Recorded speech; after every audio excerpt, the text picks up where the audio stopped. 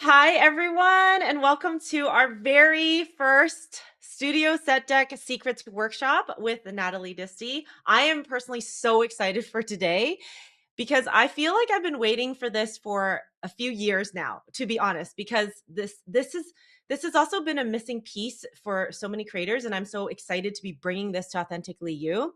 And for myself too, because I'm here to learn from Natalie as well. So Natalie Disty is actually a very, very dear friend of mine for many, many years. She's also a fellow member of yours inside Authentically You. She's also a client of mine, and we've done some podcast episodes together. So this is a really big deal for her to be hosting a workshop here. And she's also helped me with a lot of my own studio sets in this studio, as well as two other studios and different homes of mine. So she comes from a really high level professional design background and has helped me personally transform multiple studio spaces, including my podcast studio over here and the home that we sold on the mainland for, I think it was 1.4 million back then when things were crazy. And what she did is she came into our home, she used what we had, and she made it beautiful. And there's no way we could have done that without her help. And it was just absolutely amazing. And just a little story about the podcast studio. I wanted to make it really cozy and comfortable and welcoming. And a throw blanket. I just wanted to throw a blanket on and make it really cozy. And when I threw it on, I was like, this isn't working. It's not getting the vibe. Please help. So I called Natalie and she's like, okay, yeah, let me just see, tuck it here, fold it here. And voila. I was like, how did you do that? So even when making something look so natural, it doesn't come naturally to me. So I'm really excited for her to share all the tips and tricks with you guys today, myself included. So yeah, I'm really excited for us to learn. So without further ado, please welcome Natalie Disty. Thank you so much, and thank you for that lovely intro. Thank you, everybody, for joining today as well. I'm so excited. Um, First of all, let me just get my technology working here. Okay, so you're here because for one reason or another, you either have a set deck that you're happy with or want to do some tweaks with, or you're looking to do something completely new. And so that's what we're going to discuss today. And I'm super, super excited. I just recently, in fact, redid my set deck. And I'm going to share a little bit about my story with you guys about that later on. But to start off with, I'm going to introduce myself to you.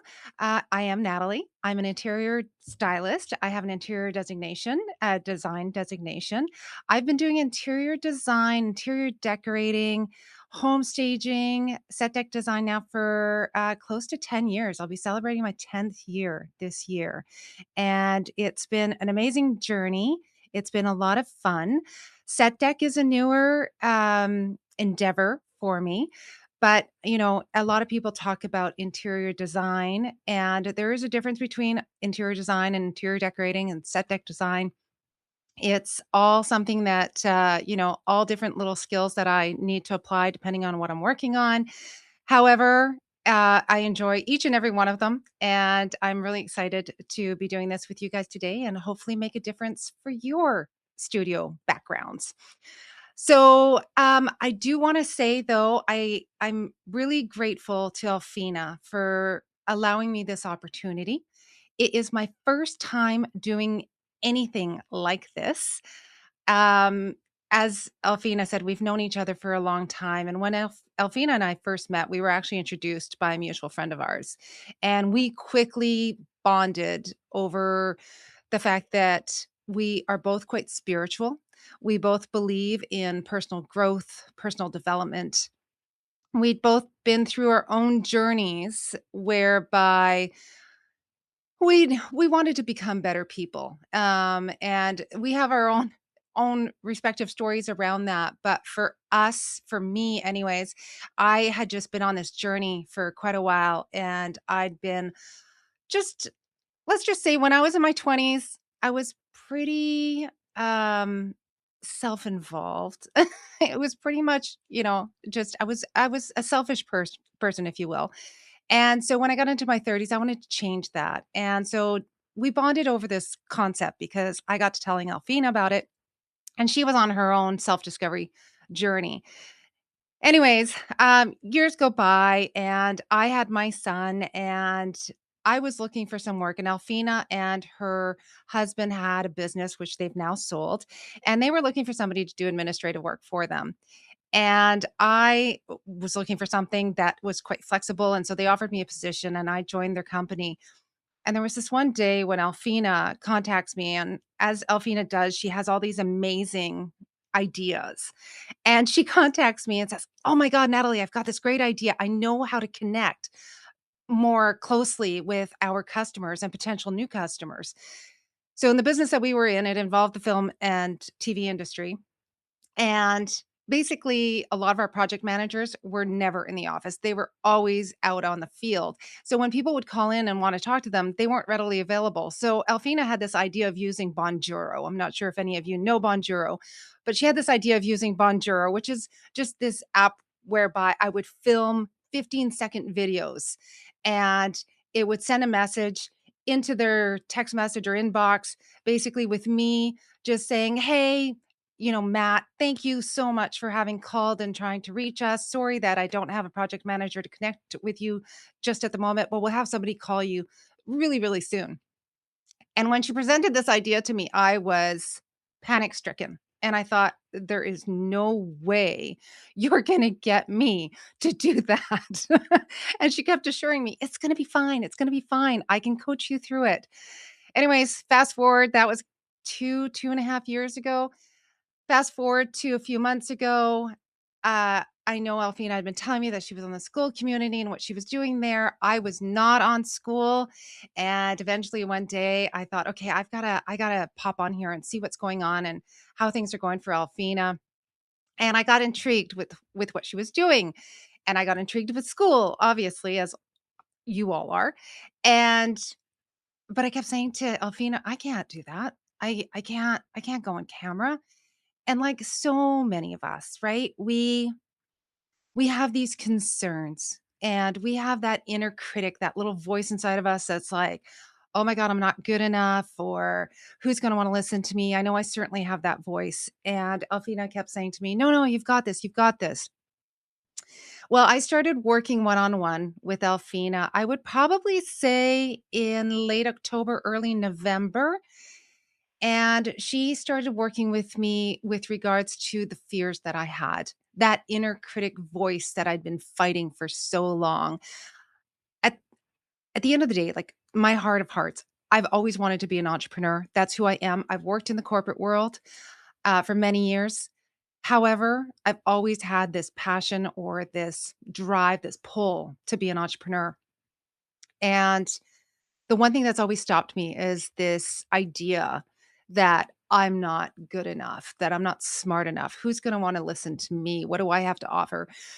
So, for the last few months, Alfina and I have been working on this so that I could get to where I am today here with you guys, which has been an incredible journey because she's helped me dive deep during our sessions to figure out why I'm feeling what I'm feeling, why I've got these fears, and to get me more confident on camera.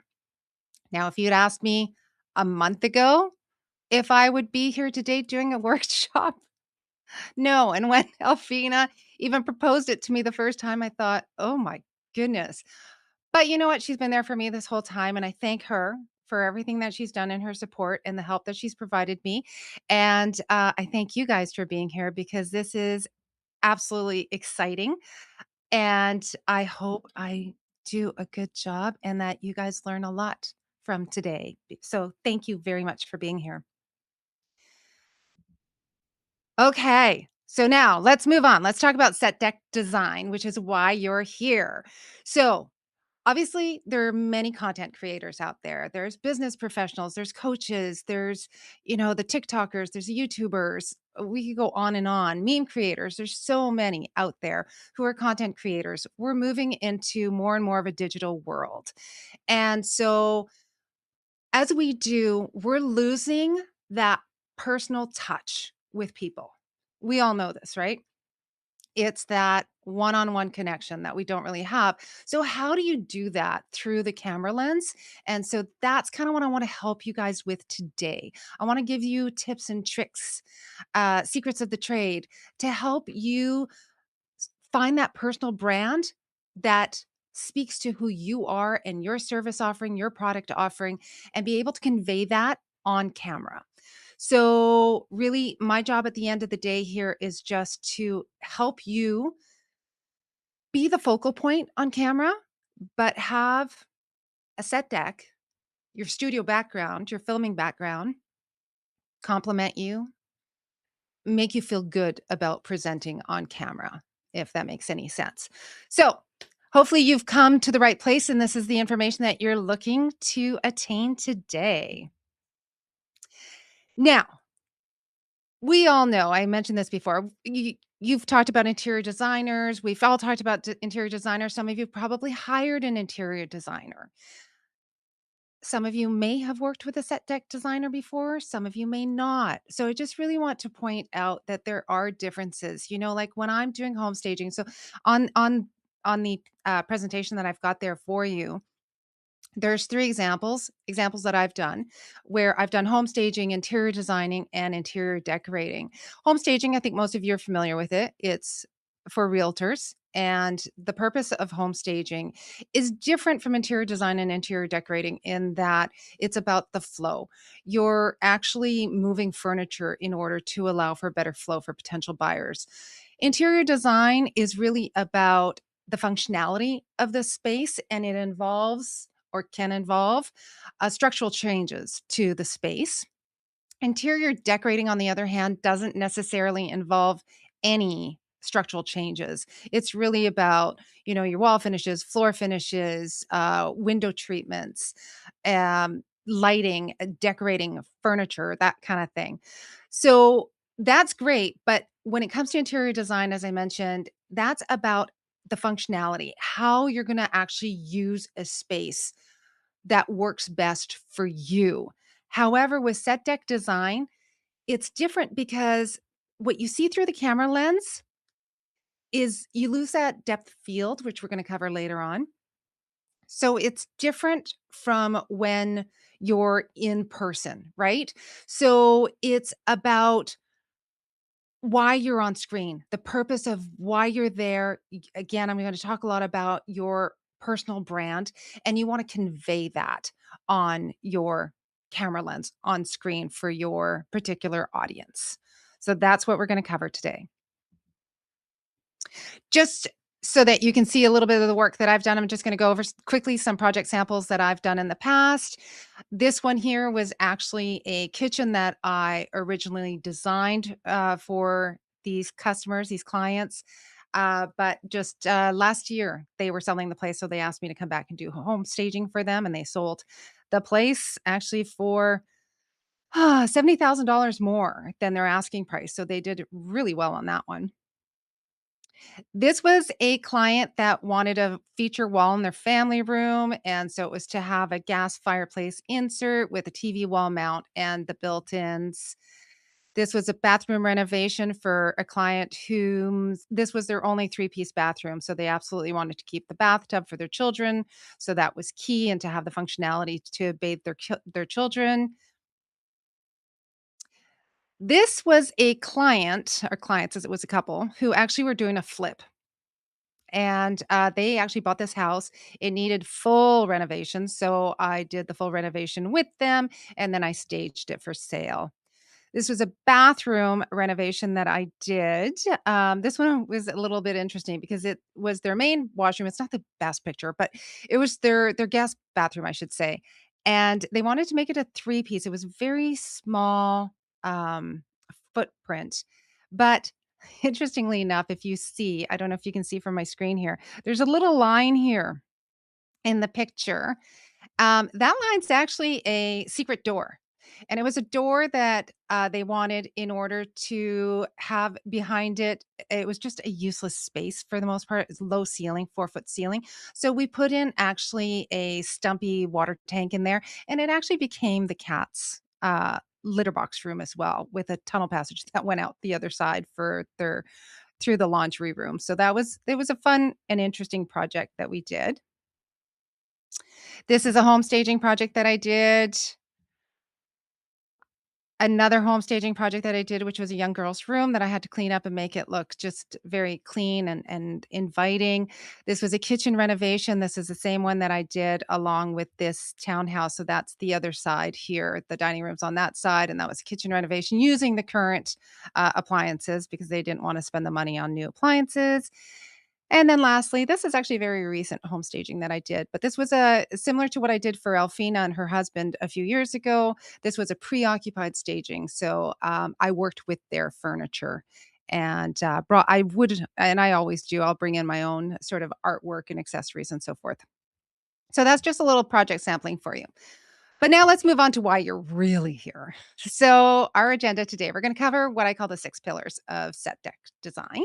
So, we're going to talk about the foundation, which is really the camera and what the camera lens does to your setting, because you're going to have your foreground, your midground, and your background, and layering so that there's depth, because we don't want to lose that field of depth.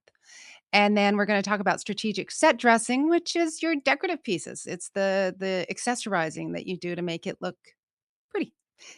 Lighting as decoration. Now I'm gonna say here, I am not a lighting expert, and I want to stress that the lighting that I'm gonna be talking about today is more decorative than anything. If you're actually needing advice for lighting in terms of, ring lights and so forth, that is not my field, and Alfina would probably be better suited to talk to you about that than I am. We're gonna talk about personal branding. Personal branding is key, and I keep mentioning it, and I'm sorry you're gonna be sick of hearing me say it, but it is very important, and we're gonna cover why. Then we're gonna talk about sound absorption, because of course that's very important. You don't wanna have any echoing in your space when you're doing any, camera work.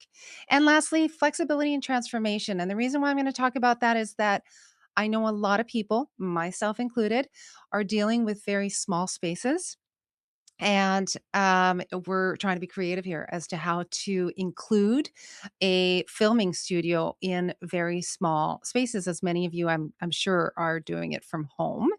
And therefore, yeah. And also the other thing that I want to note is I also realize that a lot of people, you maybe are doing this on the side and you don't have a large budget. So we're working to, very low, small budgets. And I respect that. So we're going to address that as well today.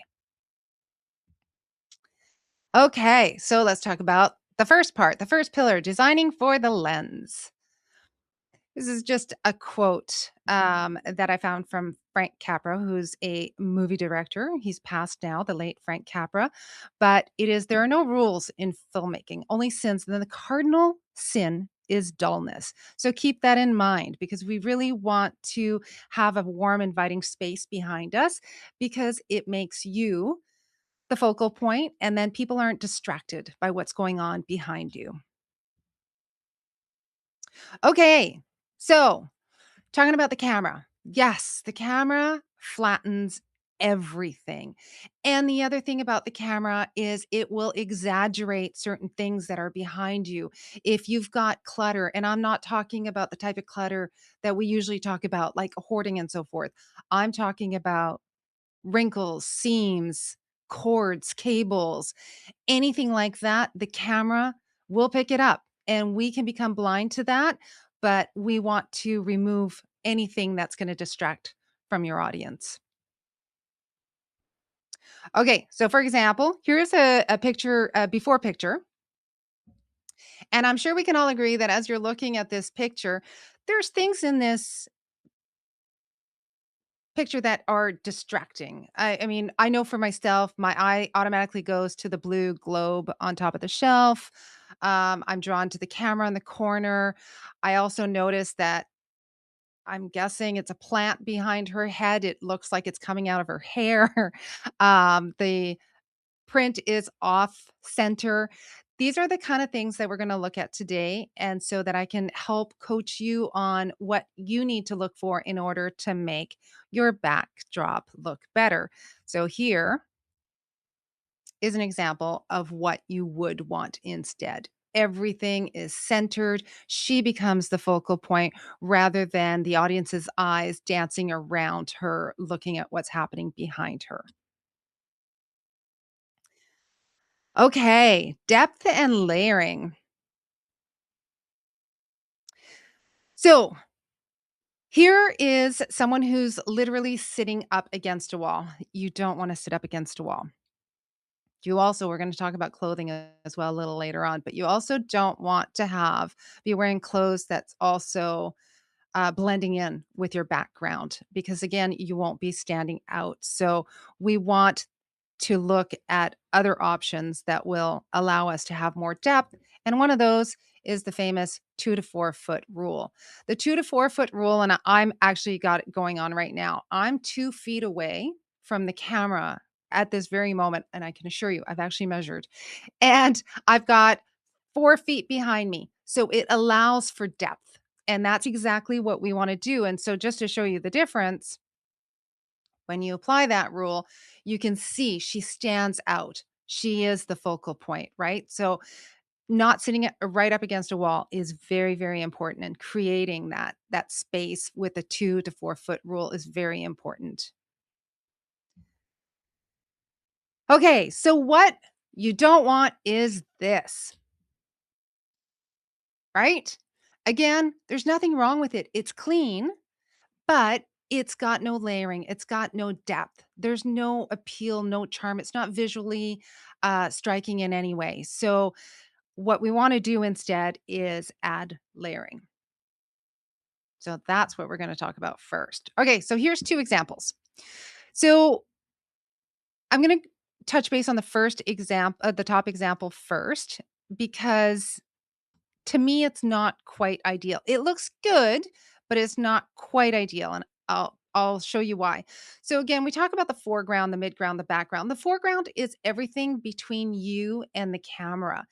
It depends what you're offering. You know, if you're a YouTuber and you're doing makeup tutorials, for example, you're going to have makeup in front of you. So that would be in your foreground. So that's going to add depth. In this case, she's obviously, or I'm going to assume she's doing ukulele lessons. But she's got the desk and she's got the tablet and the mic and so forth in front of her. She is the midground. You are the subject. So you're going to be in the midground and then you have the background. Now, the background in this is lovely. However, there's nothing else aside from that stained glass black grid framing behind her. So it would be nice to have a little something there just to add depth for her, which is where if we go to this example, they've got, the way they've set it up here, you've got that. He's got the foreground, which he's got his table and he's got his coffee mug and so forth. But when he's filming, he's got a shelf behind him with accessories and so on it, which creates that depth and that layering that we're looking for so that it's more visually striking, more visually appealing.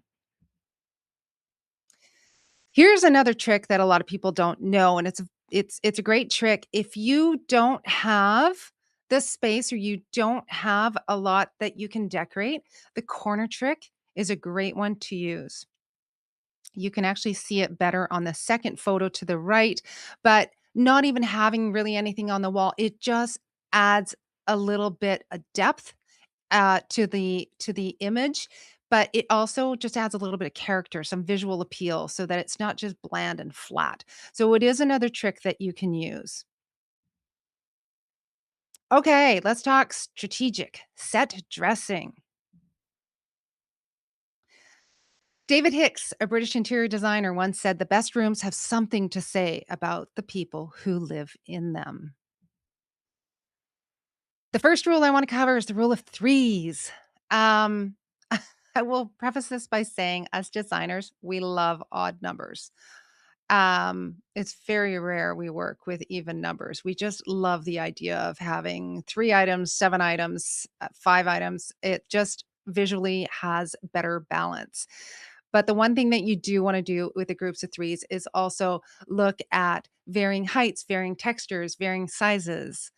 It just helps give more, I guess, an appealing vision of what you're looking at because you've got you've got variation that allows for different textures and it's appealing to the eye. The eye is attracted to it. So it's very important.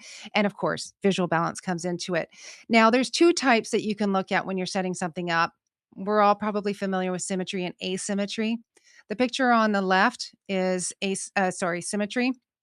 In other words, if you split the room down right smack in the middle, the room looks identical on both sides, just a mirror image of one another.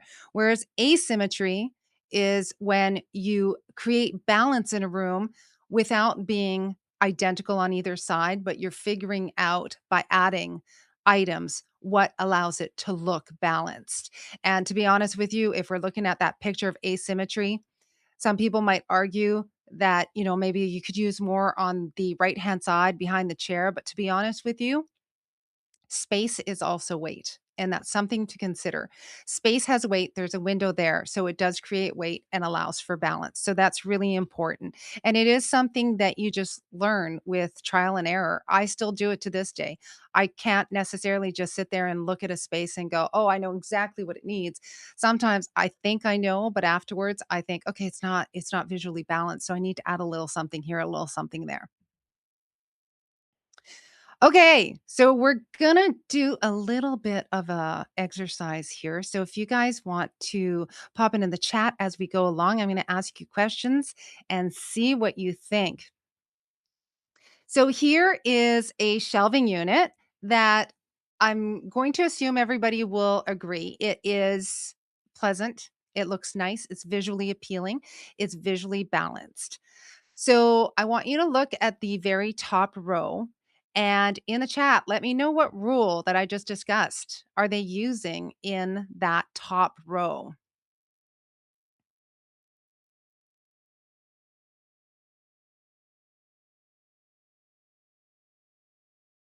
Yes, Alfina's got it. Yes, yes, Karen. Absolutely. Asymmetry. I love it, Tracy. Thank you. Yes, that's great. So, yes. So, we've got the rule of threes here, and this is another thing to consider. You can add height, okay, with books as well. It just adds a little element, and that's important, which is what has created the visual balance between the two sides. So, that's perfect. Thank you. Okay, let's move on to the second row because I actually love this row. What can you guys tell me about that row? What do you see there?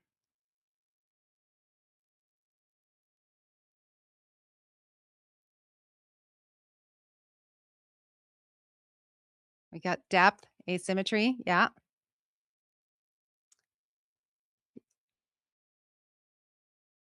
perfect. Okay. Yes, varying heights and textures. I love that. Thank you, Anne Marie. Yeah. Okay. So basically, what I'm going to cover here is something I didn't talk about before, but so layering. I didn't talk about this before. So you see how that one vase is right before in front of the picture frame. This is also a great tool, which I haven't covered. But in terms of the varying heights and textures and sizes, if you do look here, let me just go here. If you look at these three items, right, we've got the rule of threes again. They have the same basic design, right? They've got the cream on the top with sort of the beige bottom. So they tie into one another as part of the rule of three. But the other thing that I want to point out, which I think this was very smart on the designer's part, is if you look at the picture uh, it actually they used a plant that kinda mimics the greenery in the picture, and I think that that was actually really, really brilliant on that designer's part. So, yes, so also don't be afraid to layer, as I said before. It is fine to do that. Okay, on the 3rd one, what do you guys see? 3rd row, this one here. Yeah, rule of 3. Yes. Yes, symmetry, rule of 3, varying heights. Perfect. Yes. So, yes, thank you for saying symmetry, Karen, because yes, these 2 vases are not necessarily identical, but they carry the same weight, right? They've got the same balance to each other. So, it does create symmetry. So, thank you very much for that. And then lastly, on the I clicked ahead. Lastly, on that final row, as I mentioned earlier, designers love odd numbers. So they used the rule of threes, but as 7 in this area, but they also used varying heights of the book, which really, really helps. And I think that that looks great as well. Okay, so the last question I'm gonna ask you with this exercise is with respect to the plant that I believe those are women's hands that is being placed on the shelf. Would you agree that the plant is the right size? Do you think it's too small? Do you think it's too large? What do you guys think? Do you think that it's creating the balance that it needs?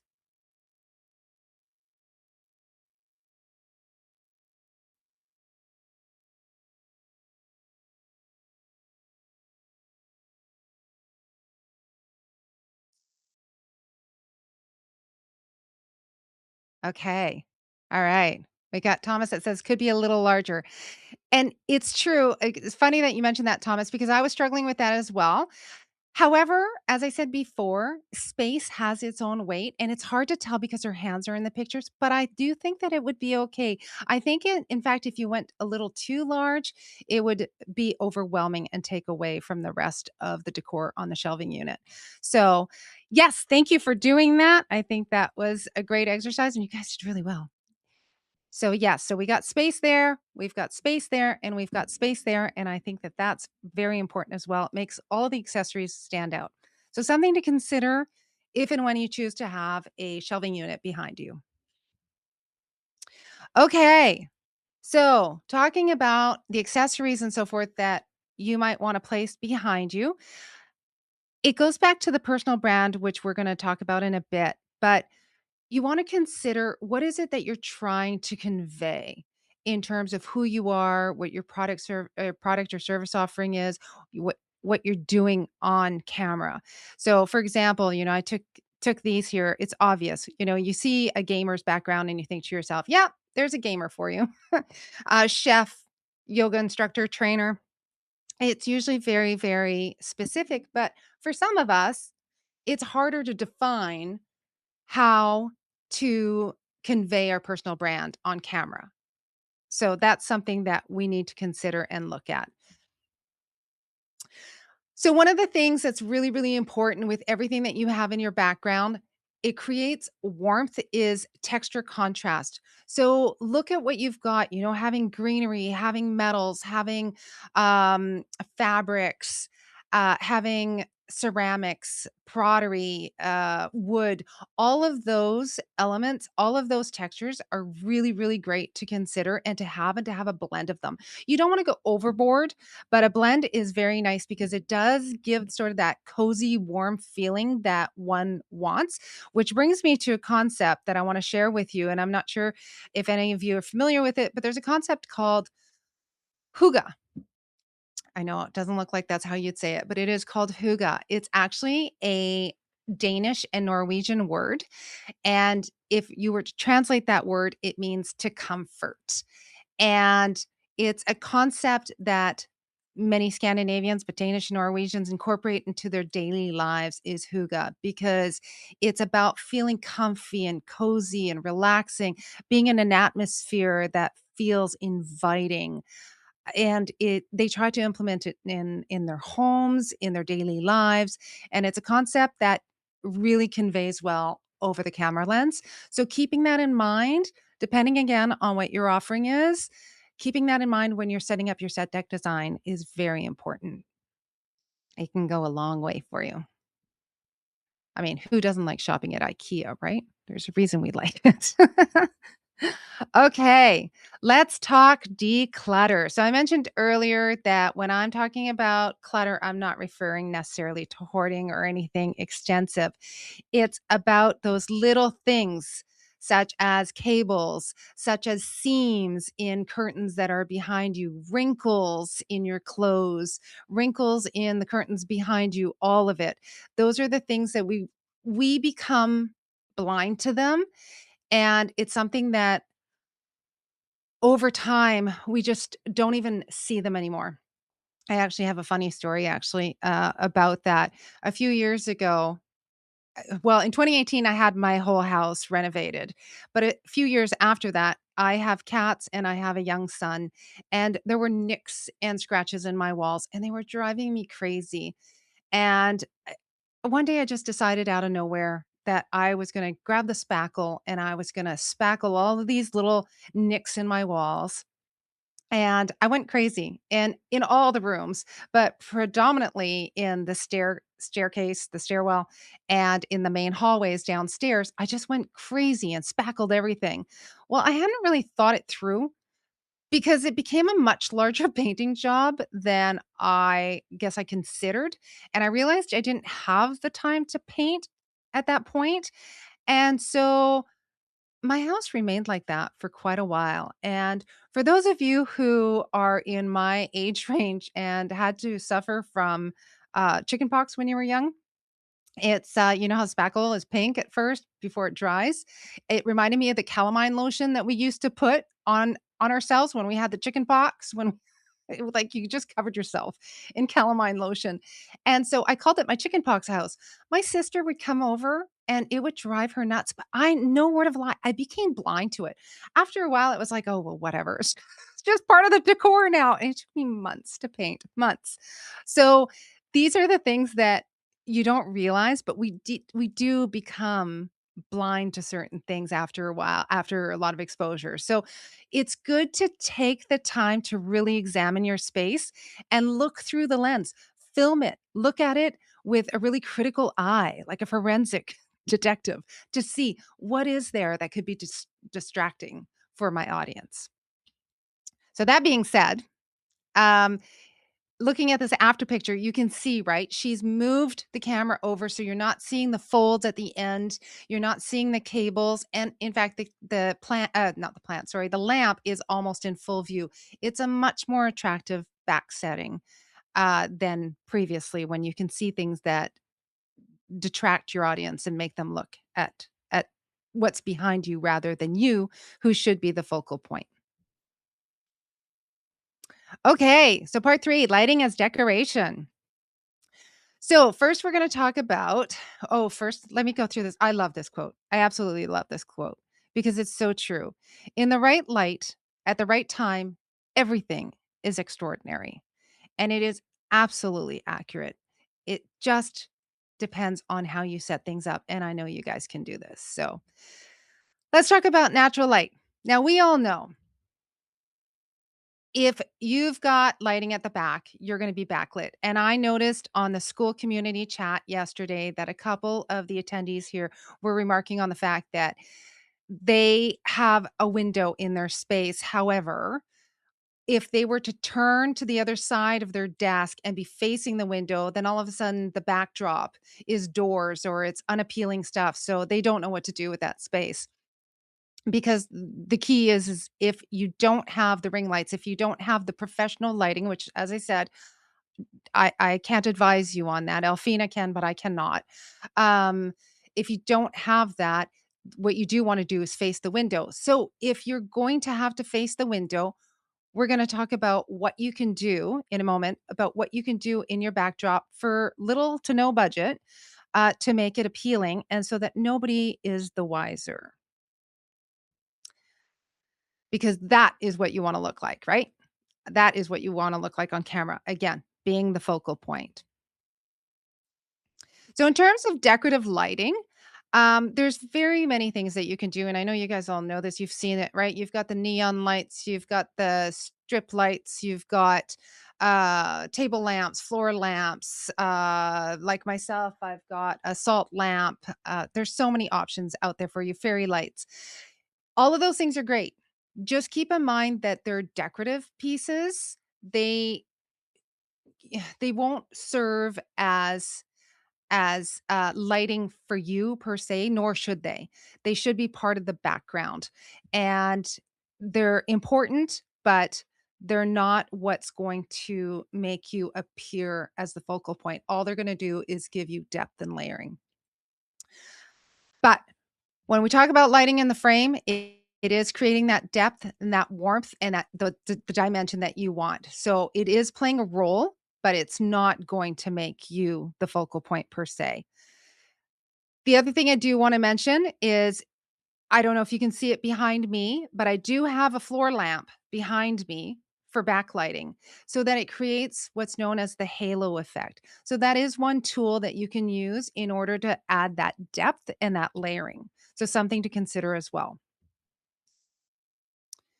Oh, here it is, my slide. Okay, so yes. So having that backlight, as you can see from the pictures that are there, it does allow to provide some sort of halo effect shadowing so that you can see the focal person, the subject as the focal point in the lens.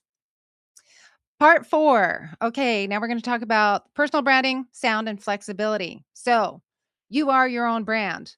Let's talk about that. Here's a quote that I relate to. It says, "To me, the future is personalization." And the reason why I use this quote is because I think we can all agree as the world is becoming more and more digital, and I mentioned this earlier, we're losing touch with one another. We don't have the face to face connection that we once had, certainly not in real time, in real life. So it's very important to try to convey who you are through the lens as best as you can in order to be successful on camera. So here you go, your personal brand. Do you guys have it defined? I'm actually curious. Do you guys think that you have your personal brand defined? Who you are, who you want to convey, that unique value that you offer? Karen says no. Okay, we've got a yes. Oh, perfect. Okay. Oh, Alfina, yeah. Excellent. Tracy says, I think so. That's good. That's good. And it's okay if you don't. I want to be clear about that. It's okay if you don't. It's something that, you can figure out and determine what that is for you while you're actually setting up your backdrop. So let's get into it. So here, these are examples of personal brands, right? Here, if you're looking at someone like this on camera and you're thinking, okay, it's probably a mom, right? A mom who's a vlogger or chronicles her family's journeys on Instagram or TikTok. This is clear to us. If we see this on a lens, we automatically know, okay, he's a trainer, right? He's a personal trainer. So it's clear to see because he's got the gym behind him, his clipboard, his whistle. Here we've got two ladies that we could probably assume are into fashion of some sort, maybe fashion consultants, fashion buyers, fashion designers, just based on the persona that they're portraying. This gentleman here, we're probably going to assume, okay, someone who's in business, for example, a professional. Here we're going to look at this lady and think, okay, the first thing that comes to mind probably is yoga instructor. So that personal brand is being conveyed through and through. And of course, one of the obvious ones, a gamer. So this is what we want to achieve with our own personal brands and what we want to convey through the camera lens. So that is a question you need to ask yourselves. How do you want to be defined by others? And that will play a role in what you're going to do with your set deck.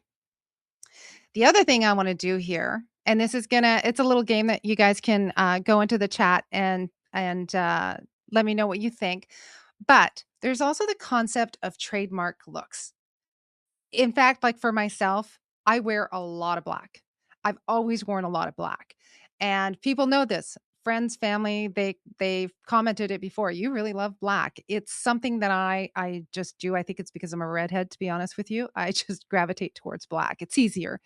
Um, but people have their trademark looks. And so you need to ask yourself, is there a trademark look that you also want to use that you'd be consistent using for your entire set deck? It's part of your set deck, the clothing that you wear. So tell me, with going with this celebrity, Diane Keaton, what trademark look was she known for? You guys can answer this in the chat if you know. Alfina says her glasses, turtlenecker, hats, men's clothes. Yes. Yes. Yes. Yeah, you guys are all right. Yeah, absolutely. So we got glasses, turtlenecks, men's clothes. She loved wearing pantsuits that sort of represented more of a, excuse the expression, but more of a masculine look. She did love her turtlenecks and her hat and glasses. So yes, perfect. Okay. What about Anna Wintour, the editor in chief at Vogue? Yeah, haircut. Tracy says haircut. Her bob. Yes. Alfina says big jewelry, her hair, necklaces. Yes. Yes, exactly. So these are all trademark looks that you need to decide if you want it as part of your personal brand. Always sunglasses. Yes, always sunglasses. Steve Harvey,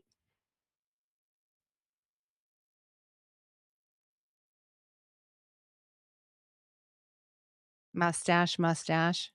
That smile. Yeah. Bright colors. Thank you, Karen. Yes. Suits, Renee. Thank you. Yes. Yes, the mustache, absolutely, but he also is known for having very extravagant, bright colored suits. So that's great. Um, Rachel Maddow, if you guys know who Rachel Maddow is, she is a news anchor for MSNBC, but she's also got her trademark look. Do you guys know what it is?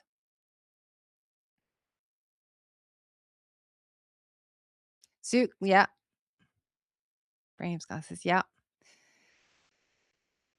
It's the fact that she only ever really wears black. You'll rarely see her in anything other. Sometimes you'll see her in a gray top under a black suit blazer, but she's typically always in a black suit blazer with a black shirt underneath. And her glasses, she doesn't always have her glasses, but yes, but black. She's all about black. Okay, Karl Lagerfeld, the fashion designer.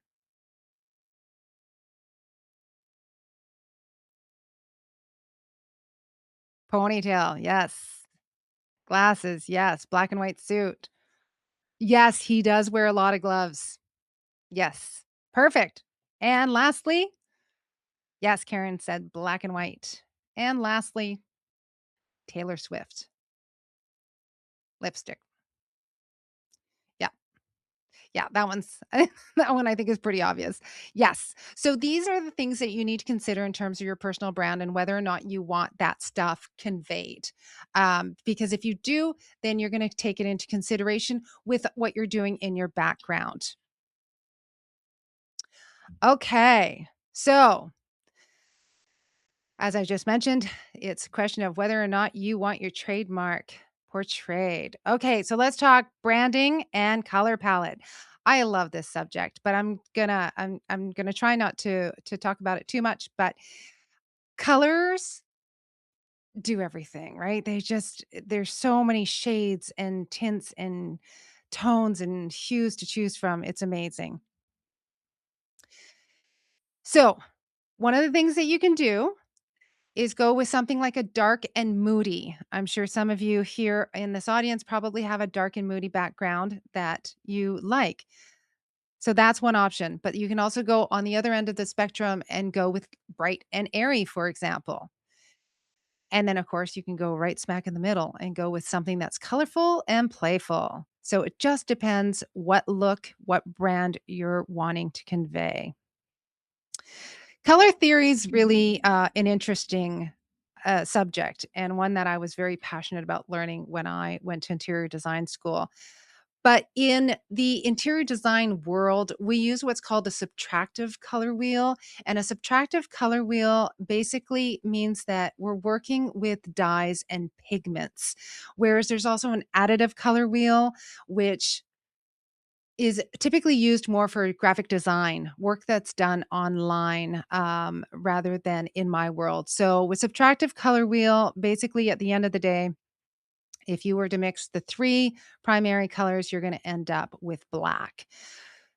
But having said all of that, with respect to the color theory, there are different concepts that you can use when you're choosing your colors. Some of you might have logos that already have colors attached to them, and you're thinking to yourself, "Okay, well, I'm going to use my logo colors for part of my set deck," which is absolutely great. If you don't have something like that yet, you can even consider from one of these. Color schemes as to designing a logo, designing your background and what you'd like. So there's as you can see here, there's analogous, which is basically using 3 colors, 3 to 5 colors that are adjacent to one another. Complementary is right across each other on the color wheel. So right there you see green and red, right? You think Christmas right away. If you think purple and orange, you're thinking Halloween. There's double complementary that creates an X on the color wheel. You've got triadic, split complementary, square, tetradic. All of these are great combinations that one can use, and they're all attractive color combinations that you can consider for yourself. Excuse me, I'm gonna have a sip of water. I'm losing my voice. And so, just so you know, this is the type of color wheel. Thanks, Alpina. This is the type of color wheel that designers use all the time. You can actually buy these on Amazon for, I think they're like $8. They're not very expensive. But when you're working with colors, it's a handy tool to have. So, something to consider as you're doing your set deck. Okay. So just to go over it quickly, the different color combinations are as follows. This is what's called achromatic. This is void of any color, right? You're talking about grays and whites and blacks.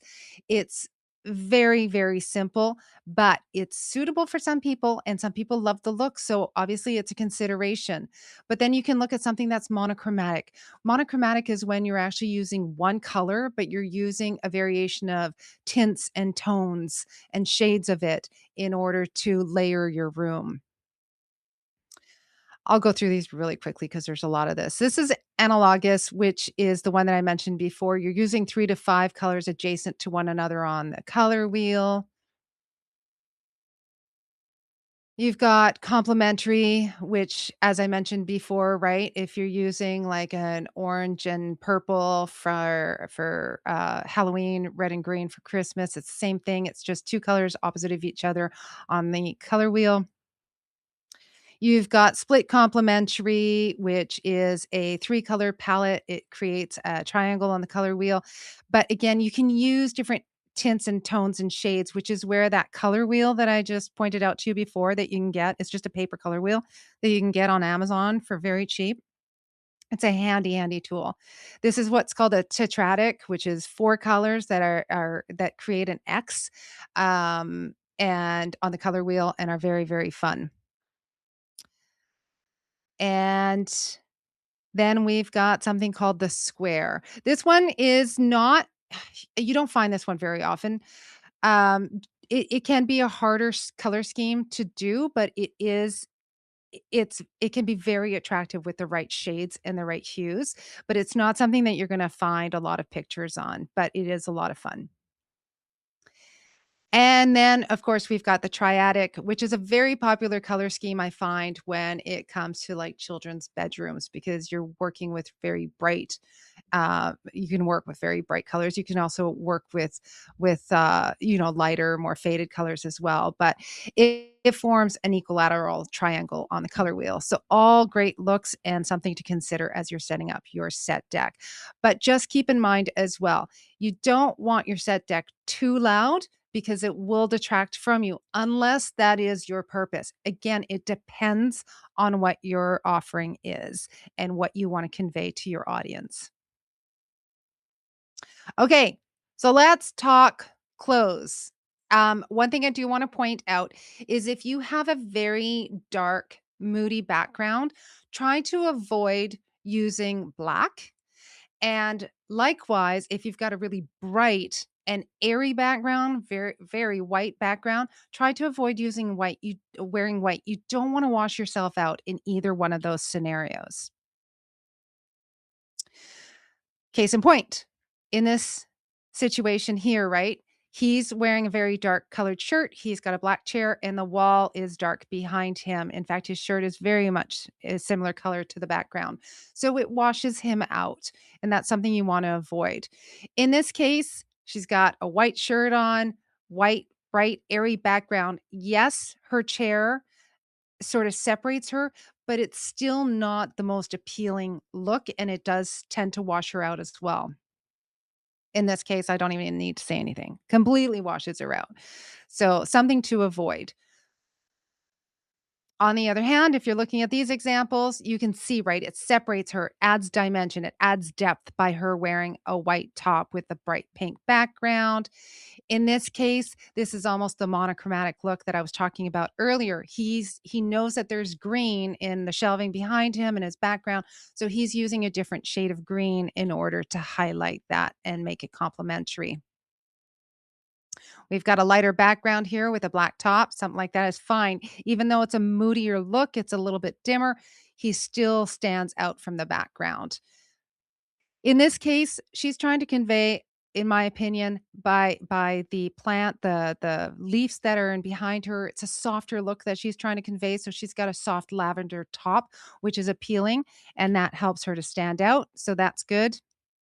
And then in this case, where she's obviously displaying a lot of bright, colorful clothing, she's used a very plain colored top for herself, so that she doesn't detract from the bright clothing behind her. So these are all things to consider as you're doing your set deck. Okay, now on to sound. And yes, I know I mentioned it earlier that we were going to talk about sound, and I'm not talking about helping you with your audio. That's not what this is about. This is about getting rid of any sort of echo that you might have in the room. So, yes, it is indeed part of your set deck. And the key to all of this is sound absorption. So, what can you do in your space to help with sound absorption? So, these are just some of the examples that I'm going to provide you.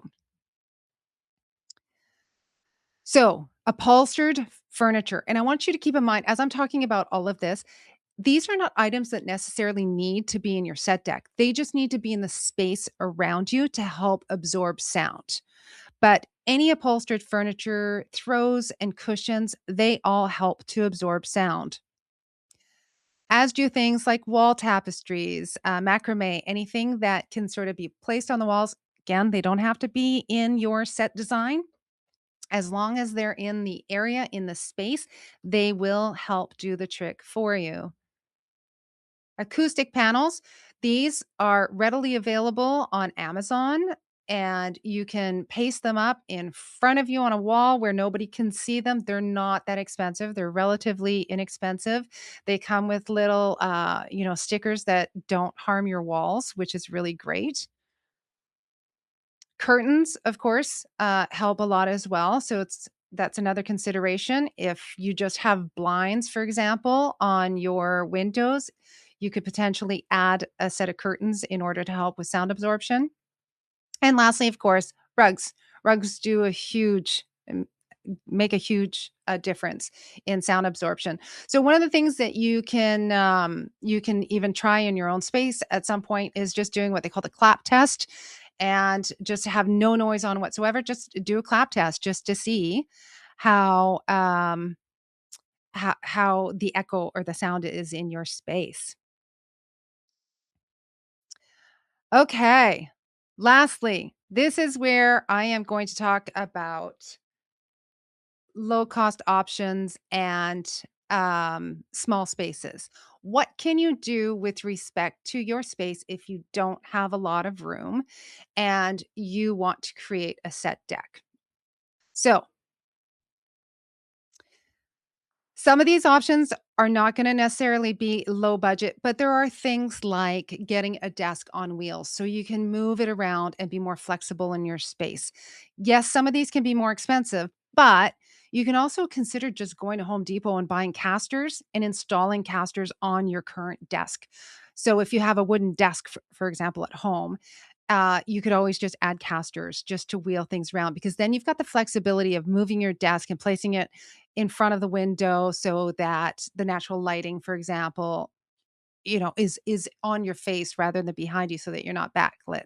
So that's one option, which brings me to the next option, which is, for example, if you wanted a shelving unit behind you, but in your mind you're like, well, it's going to be in the middle of the room. I can't do that. It's just for your backdrop. So if again you get some casters, this is just IKEA Kallax unit. This is a larger one, but it's you can purchase some of these, and I want you to keep this in mind too. Because I say IKEA doesn't mean you need to run to IKEA. There's so many other options, right? I know, like here, yes, I'm based in Canada, but I'm assuming a lot of other places have it too. But on Facebook, there's groups for community groups where people are giving away some of their stuff because they don't want it anymore. Or of course, there's Facebook Marketplace, which we all have access to. There's of course Amazon. In the U.S., you've got Target. North America, we've got Walmart, dollar stores, TJ Maxx. There's a lot of places where you can get stuff that is relatively inexpensive. So getting something like that, a shelving unit and having wheels on it, you can use it as your backdrop when you're filming, but then roll it out of the way when you no longer need it and tuck it away against a wall somewhere. So these are options, and it can be decorated and ready to go for everyday use as you need to film. This is a more expensive option, but there are now like transformable tables where you can have a dining room table, but inside of it, you can convert it into your working space. There are shelving units that you can buy that go up against a wall. There's various options. These are the more expensive options, but they are out there if it's something that you want to consider for yourself. This is an IKEA room divider. It's inexpensive and it's easy. It folds up, but you can use it as a backdrop, add plants in front of it, add little decorations that hang off of it or in front of it. Another great option for those who don't want to have a lot of money or don't have a lot of space, but then can tuck it away. These are tension rods. These are actually on Amazon. And in Canada, I believe in Canadian dollars, I believe it's about $60 for that entire set, not including the curtain. So in the US, it would probably be more like $45 American. So that is certainly something that you can consider, right? To divide up a room, and then you can just buy a curtain of your color choosing, whatever works for the design that you're looking to do, and just move the curtain in and out of the way when you no longer need it and you're not filming. Which this is similarly the same kind of thing. That one is probably a tension rod, but I'll show you my set deck in a few minutes. But what I have behind me is an IKEA rod that I purchased. It was an $8 rod. It's 152 inches long. It spans from one end to the other of my bedroom. So believe it or not, behind this curtain is my bed. So these are the options that you have. And I just installed this very quickly by ordering brackets off Amazon for either end. And then the nice part about it too, something to consider is you can change up the curtain, right? So if 6 months down the road you're bored, or have a couple or three different curtains, and you can interchange it as you like, depending on your mood or depending on what you're wanting to do that day. Or if you're using your filming set for different service offerings, you could even have different colored curtains for that purpose. So something to consider there. This is another option for a curtain. That is another IKEA purchase, but you can find them online. It's just one of those clothing racks on wheels, like the ones that they use at retail stores. It's the same concept, but again, you can just tuck it off to the side when you don't want it, and you can have one or several curtains that you replace depending on the look that you want. And then all you need is plants or a little table with books to put in front of it, just to have a simple backdrop for your filming. And lastly, this is an example that I found on Amazon. This is actually a foldable tuck away shower curtain rod, but you can easily use it for any kind of curtain, and it just gets screwed into the wall, and then you can just fold it in and out as you need it. So these are all simple ideas, and there's many more out there with a little bit of research, but these are just simple ideas of how you can convert a space so that it is um, so that it's easy to film, and you can switch back to the space to your daily living, right? To your functional space for when you want to go back to being mom or wife or husband or dad. So yeah, that's great. Okay, part 5 in summary. Okay, so we talked about many things today, but the one thing that I do want to point out, and I love this slide because I love the smiling faces, is the world needs your genuine self. So don't be afraid to shine just as you are. We are all unique for a reason. We all have something to offer. And we perhaps think, well, they do it so much better than I do, or, oh, they speak at a good cadence, or I'm a slow speaker, or I speak softly, or I have problems on camera. It doesn't matter. It doesn't matter. You're unique. You have something to offer. And even me being here today, thanks to the help of Elfina the last few months, has been such an amazing journey, and I'm excited to be here, and I certainly hope that you guys have gotten value out of what I've had to offer today. So, yeah, just keep it in mind. You guys can do if I can do this, you guys can also do this, and you can do your set deck. I promise you, you can. So, thank you for all the love. Okay, so the real set deck goal, it's that your set deck background's job is not to impress. That's not what you want it to do. It's not to compete, and it is not to distract, okay? Those are not the goals of your backdrop. What are the goals to your backdrop? The goals to your backdrop is to support you. It's for you to be center, to be vividly seen by your audience. It's to complement you, so you don't wanna have that clash or contrast. So, I had to use this picture because as a Canadian, it just spoke to me of, like, total yeah, total Canadiana, so I had to pick that picture. And, of course, it's to make you the center of attention the center of attention, which, of course, means for you to always, always, always, always, always be the focal point, okay? So that is the goal with all of this. Okay, so let's quickly recap. I mentioned earlier, we've got 6 pillars. The 6 pillars are depth and layering, which is the foundation behind the camera. We've got strategic set dressing, which is all of the accessories, all of the little knickknacks that you place behind you to make the space feel warm and cozy.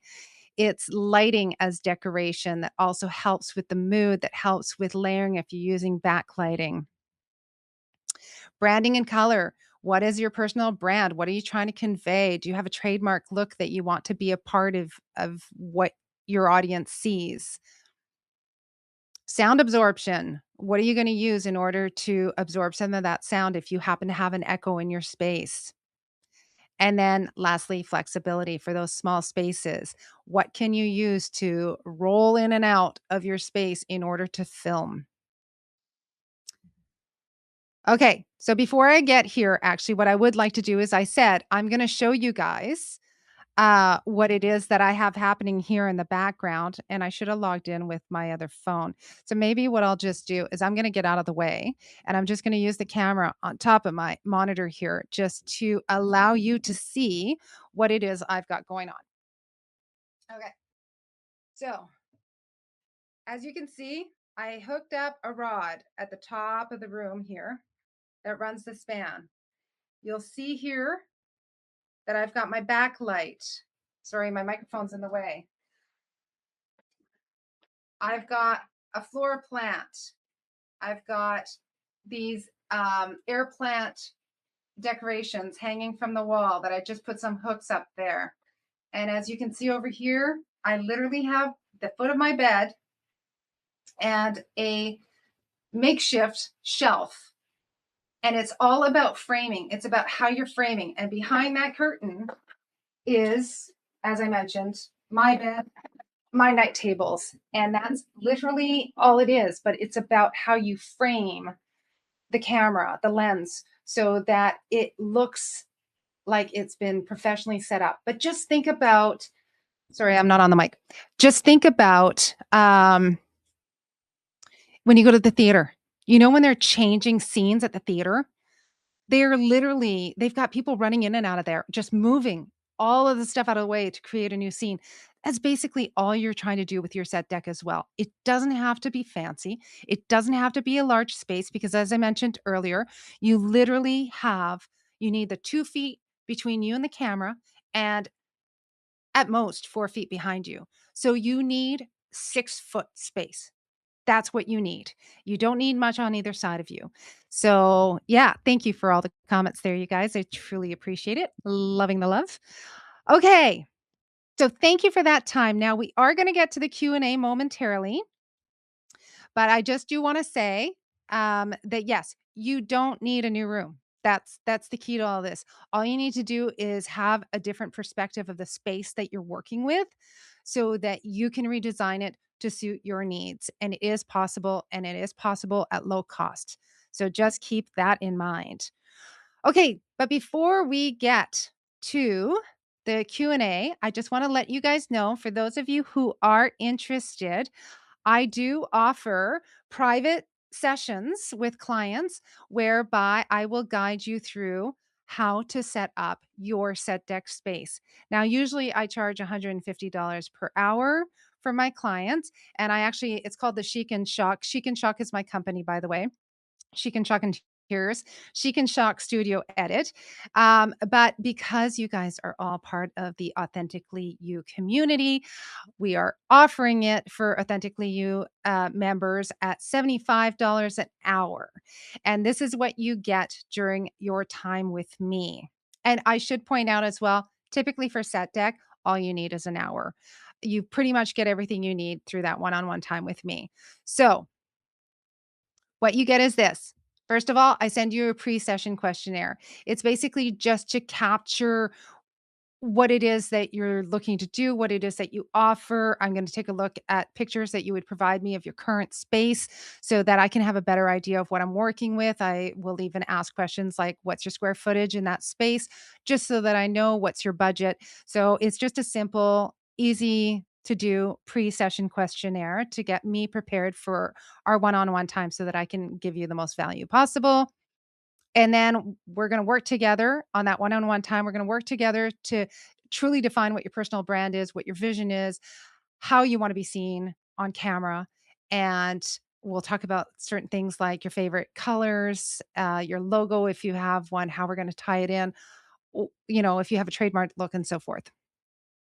We're going to do a quick audit of the current filming space that you have to see what works, what doesn't work, what you can do better, that sort of thing. And with that said, I'm also going to even get you to do one or two in real time little experiments. I might get you to shift something in your space, get you to, add a little something here, add a little something there.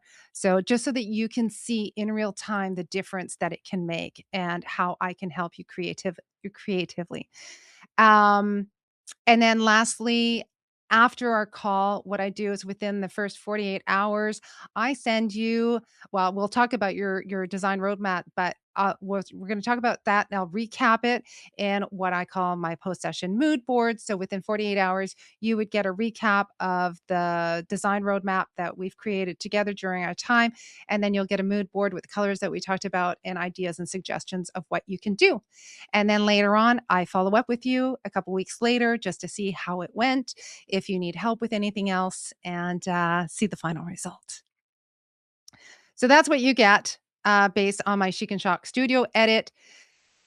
But here's the thing, because you guys are on this call with me today, and I am super excited to have you here, and I appreciate you being here. We're offering it to you guys and to you guys only for the attendees of this meeting for $60 an hour. And that is going to last for 72 hours during the replay. So that will be up for 72 hours. And you can sign up for a one-on-one session with me on the Authentically You classroom page. As you can see, it's set up right at the top left of Elfina's Authentically You classroom page so that you can sign up there and pick a time slot that works for you guys. Thank you for all the love, you guys.